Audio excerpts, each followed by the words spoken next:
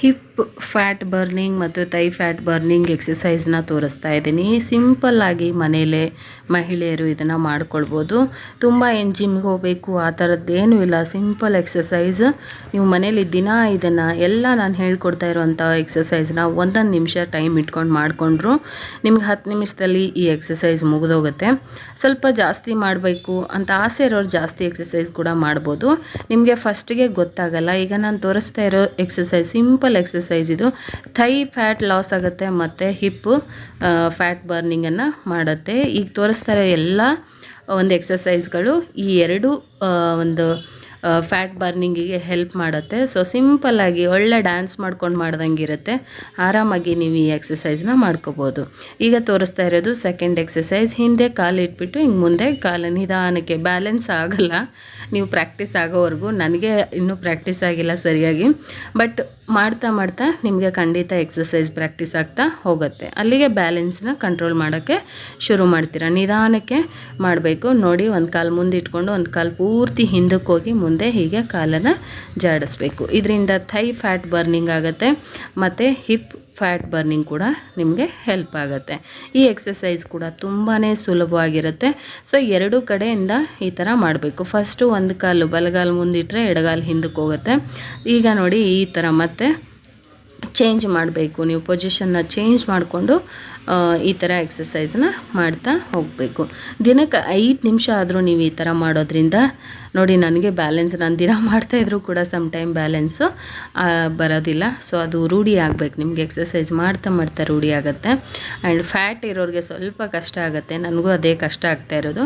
ಸ್ವಲ್ಪ ಸ್ಲಿಮ್ ಆದರೆ ಈ ಎಕ್ಸಸೈಸ್ಗಳೆಲ್ಲ ನೀರು ಕುಡ್ದಷ್ಟೇ ಸುಲಭವಾಗಿ ಮಾಡ್ಬೋದು.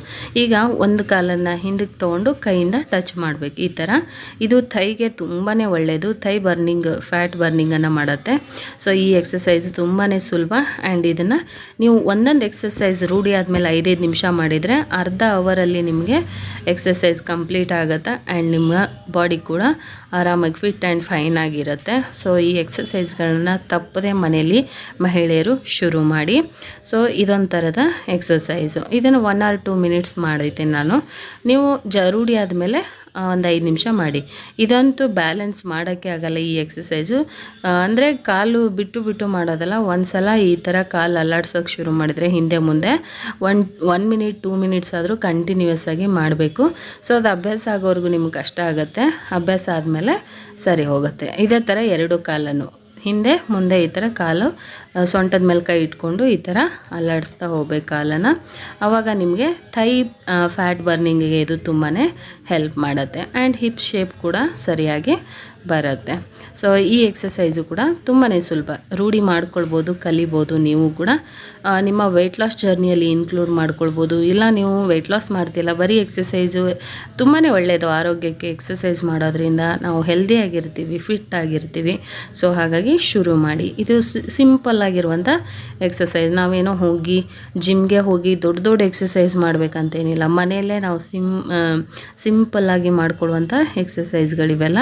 ಈಗ ನೆಕ್ಸ್ಟ್ ನೋಡಿ, ಕಾಲನ್ನು ಒಂದಿಷ್ಟು ಅಗಲ ಮಾಡಿಕೊಂಡು ಆಮೇಲೆ ಪೂರ್ತಿ ಬಾಡಿನ ಬೆಂಡ್ ಮಾಡಬೇಕು. ಹಿಂದೆ ಕಾಲು ಹಾಕಬೇಕು. ನಾನು ತೋರಿಸ್ತಾ ಇದ್ದೇನಲ್ವ ಆ ಥರ ನೀವು ಮಾಡಬೇಕು. ಸೊ ಇದನ್ನು ಕೂಡ ಎಲ್ಲ ಎಕ್ಸಸೈಸ್ 1 ನಿಮಿಷ ಮಾಡಿ. ಒಂದು 4-5 ಎಕ್ಸಸೈಸ್ ತೋರಿಸಿದ್ದೀನಿ.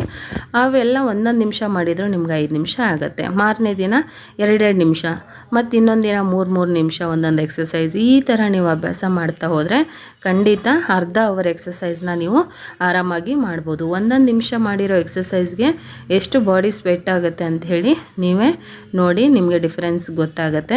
ಅಂದರೆ ನಾವು ಚೆನ್ನಾಗಿ ಬಾಡಿಗೆ ಕೆಲಸ ಕೊಡ್ತಿದ್ದೀವಿ ಎಕ್ಸಸೈಸ್ ಮುಖಾಂತರ ಅಂತ ಅರ್ಥ ಆಗುತ್ತೆ. ಇದು ಸಿಂಪಲ್ ಎಕ್ಸಸೈಸು. ಈಗ ನೋಡಿ, ಇದಂತೂ ಥೈ ಮತ್ತು ಹಿಪ್ ಬರ್ನಿಂಗಿಗೆ ಫ್ಯಾಟ್ ಬರ್ನಿಂಗ್ ಮಾಡೋಕ್ಕೆ ತುಂಬಾ ಸಹಾಯ ಮಾಡುತ್ತೆ. ಕಾಲನ್ನ ಹಿಂದೆ ಮುಂದೆ ಹಾಕಿ ಈ ಥರ ಮಾಡ್ತಾ ಹೋಗಬೇಕು. ಹಿಂದಕ್ಕೆ ಕಾಲು ಹಾಕಿ ಆಮೇಲೆ ಪೂರ್ತಿ ಎತ್ತಬೇಕು.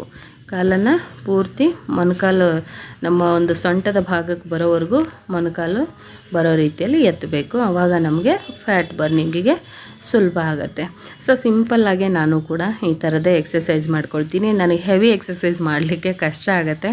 ಸೊ ಬಿಕಾಸ್ ನಾನು ಫ್ಯಾಟ್ ಇರೋದ್ರಿಂದ ಅಷ್ಟು ರಿಸ್ಕ್ ತೊಗೊಂಡೆಲ್ಲ ಮಾಡೋ ಅಷ್ಟು ನನಗೆ ಭಯ ಆಗುತ್ತೆ. ಹಾಗಾಗಿ ನಾನು ಮನೇಲಿ ಸಿಂಪಲ್ಲಾಗಿ ಮಾಡ್ಕೊಳ್ಳೋಂಥ ಎಕ್ಸಸೈಸ್ನ ನಿಮ್ಮೊಟ್ಟಿಗೆ ಶೇರ್ ಮಾಡಿದ್ದೀನಿ. ಇಷ್ಟ ಆಗಿದ್ದರೆ ಪ್ಲೀಸ್ ಒಂದು ಲೈಕ್ ಮಾಡಿ, ಶೇರ್ ಮಾಡಿ, ಕಮೆಂಟ್ ಮಾಡಿ.